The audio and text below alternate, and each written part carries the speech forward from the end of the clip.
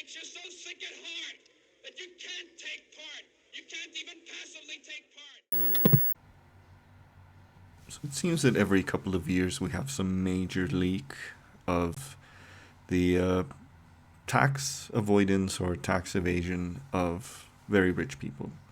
We had the Paradise Papers leaks, we had the Panama Papers leaks, and now we have a series of IRS leaks to an organization known as ProPublica, which show how the wealthiest Americans pay an absolute pittance in tax.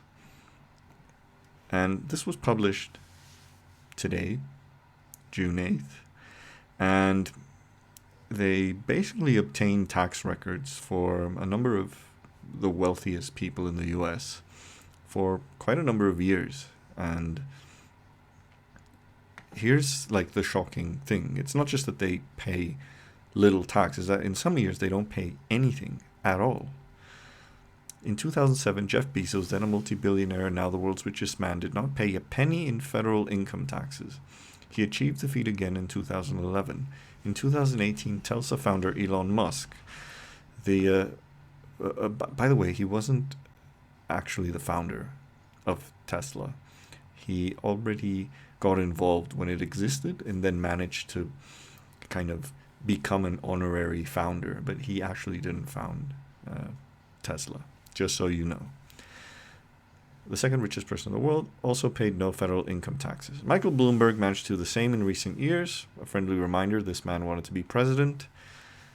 Billionaire investor Carl Icahn did it twice. George Soros, who is not the conspiracy theory villain that many people think he is, but he's still, a hedge fund billionaire douchebag, paid no federal income tax 3 years in a row. This should surprise no one. But when you actually look at the numbers, it's just shocking to see the dimension of how little they pay. And what this study did is basically just estimate how much their wealth grew during a certain period from 2014, 2018, and then estimate what the actual true tax rate that they paid during this time. And Warren Buffett, who actually became somewhat of a darling in liberal centrist circles because he was an open proponent of higher taxes on the rich. He just paid 0.1%. 0.1%. That's insane. And I remember he used to argue that he paid less proportionally than his secretary and that should change. But, he's clearly not doing... let me get this straight. I'm not saying this is illegal, but if he really cared about paying taxes and paying as much as his secretary, he would not do all the efforts required to avoid paying that much in taxes. Because it's not just that he paid slightly below the rate that he should pay. 0.10 is not nearly close to what he should be paying in taxes. Jeff Bezos, slightly less than 0.1%. Michael Bloomberg, 1.3%. Again, a reminder, this man wanted to be president. And Elon, I'm a colossal techno douchebag Musk, he actually paid the most among them, 3.27%. That's still too low. This is not in any way credit to him. That's just crazy. Here's some examples. Consider Bezos 2007, one of the years he paid 0 in federal income taxes. Amazon stock more than doubled. Bezos' fortune leapt $3.8 billion according to Forbes, whose wealth estimates are widely cited. How did a person enjoying that sort of wealth explosion end up paying no income tax? That year, Bezos, who filed his taxes jointly with his then wife, Mackenzie Scott, reported a paltry $46 million in income, largely from interest and dividend payments on outside investments. He was able to offset every penny he earned with losses from side investments and various deductions like interest expenses on debts and the vague catch-all category of other expenses. In 2011, a year in which his wealth held roughly steady at 18 billion, Bezos filed a tax return reporting he lost money. His income that year was more than offset by investment losses. What's more, because according to the tax law, he made so little, he even claimed and received a 4,000 tax credit for his children. Jesus fucking Christ. This is demented. This is absolutely insane. These are the people who complain about taxes, complain about redistribution, complain about scroungers who don't work, and he gets a friggin' tax credit. The way that he mistreats his employees. There was a recent study that showed that Amazon workers had like an 80% higher rate of workplace injury. And yet he gets tax credits. Holy crap. I mean, this is... You can't morally support the system. You just can't. And you can't say that, oh, well, it's just a problem specific to the U.S.'s tax system. No, this is what capitalism tends towards if it's not restrained. Yeah, I mean, look at the charts. That's the rise in Jeff Bezos' wealth, and yet his payment of taxes has largely been flat. And in contrast, this is a household. When your income goes up, your taxes get paid in excess of your growth in wealth. So that's wrong in so many ways. And here's part of the problem. I'm not going to say this is all of the problem. And it's that the IRS has been, I would say, deliberately been underfunded. And ProPublica has already made various pieces on this. And this is one that they published back in 2018, where they showed how the IRS has basically been underfunded. In 2010, the revenue was 14 billion. Now it's 12 billion. This is in constant dollars. And what they've failed to do because of this lack of money is astounding. So, for example, in 2010, they made investigations, 2.3 million investigations of people who didn't file a tax return. By 2017, that number dropped to only 360,000. And obviously, and this is why I think this is kind of deliberate, the audits of rich people have been the ones that have fallen the most. So of people who earn more than 500K, the audits were 8% back in 2011. It dropped to just 2.5. But if you earn less than 25K, you had a 1.2% chance of getting audited in 2011, and it fell to 0.7. So it still fell, but not nearly as dramatic as.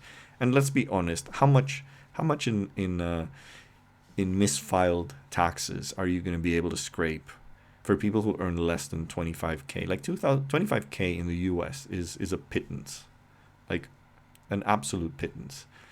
This will get you nowhere in any major city, especially the more expensive ones like New York or San Francisco. This is at best like your immediate post-graduation wage. It's nothing. So how much are they going to get from this? How much are you going to get from these people? On the other hand, how much are you probably going to get from the people who earn $500,000 or more? So that is part of the problem. That's not the only problem. The other major side is that it's the system that is rigged in favor of the wealthy, because the way that wealthy people are not, their main sources of wealth and income is not a paycheck. It is in ownership of assets. It could be housing. It could be stocks.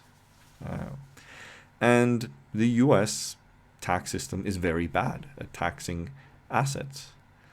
And there's many excuses that people give on why these kind of assets shouldn't be. So, for example, in stock, the bulk of wealth of people like Bezos or Musk is stock, their share of ownership in the companies that they own. And you can make a claim, and right-wingers and libertarians and all these, the people who defend the wealthy will argue, well, that's not really, that's like that's not money in the bank, is it? And according to the U.S. tax system, you're only taxed when you sell it off. That is, when you cash out. But it can grow and grow and grow and grow, and you never pay anything on this. And they give excuses on, well, if you had to like pay a 10% tax on your shares, that would cause a sell-off, and the share values would fall for everyone else. Blah blah blah blah. I mean, this can happen anyway, on their whim. If Bezos decides to cash out, he's going to do that anyway. It's going to happen. But I have a solution for this. But before I give the solution, I just want to make one final point, which is how the system reacts to this. And here we have that the IRS commissioner, who looks like a very angry man, warns of prosecution if bombshell tax records were leaked illegally to ProPublica. So this is like the cheating husband who, when he's told that that the wife has evidence of his cheating because she looked at his phone, will make a stink about why she's looking at his phone, rather than address the cheating, right? I mean, this is a problem with whistleblowing in the U.S. It's the same issue with all the whistleblowing over, internal spying and things like that. The reason that Edward Snowden can't go back to the U.S., the reason that Chelsea Manning has also been in and out of jail all these times. Well, you face more problems by whistleblowing, and they deliberately make your life as impossible as can be if you whistleblow, even if there is a national interest in leaking this information. So, yeah, he looks angry. I'm sure he's not angry because he's being underfunded. But yeah, this is how the system reacts. They care more about the potential breach in the law that resulted in the leaks than in the broader social consequences of this scale of tax avoidance and possibly tax evasion. So the difference between avoidance and evasion. Avoidance is legal, evasion is illegal. And I'm sure there's a bit of both. So I have a solution for this. It's a very, very simple socialist solution, which I'm sure anyone with leftist beliefs will be sympathetic to. And that is, let's tax wealth in the form of assets, but not in the traditional way that we tax these assets. And I'm specifically referring to shares, in company shares, because that is the bulk of income of these people. The bulk of wealth of these people. Let's not tax it in the traditional way, in which it is money that you pay to the government. Because, again, this would result in having to sell off some of those shares. So let's make it easy for them. I really don't want them to struggle. I don't want them, and I don't want their other millionaire and billionaire shareholders to lose out on their wealth because of these people having to pay taxes. So I'm being very compassionate towards these people. I don't want them to have a hassle in paying tax. So here's my solution. It's very simple. Let's tax them in the form of a transfer to an employee ownership fund. Yeah? So if your stock increased the way that Jeff Bezos did or Elon Musk did, well, each year you will have to transfer a part of that increase in your share to an employee ownership fund in your company. That is representation and ownership of your company by your employees. Very simple. No, the state does not take a single penny from this. It's merely a transfer. It's merely, 1% of this company suddenly got transferred to your employees. And now they have voice and vote in your companies. And hopefully in the long run, your company be it Amazon or Tesla or any, becomes an employee-owned firm. Wouldn't that be great? Wouldn't that be amazing? A boy can dream. But like I said, I think this would be an adequate solution to this problem. So let's see what happens. But yeah, and don't expect any policymakers to do anything about this. Just especially in the U.S. Because they would have done something.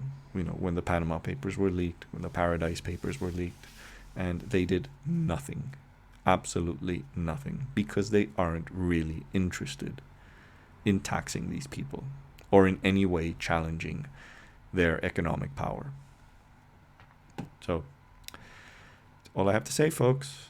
And if you like this video, please like, please share, please subscribe. Most important thing, so that one day I can have millions of followers and not pay taxes. Thanks.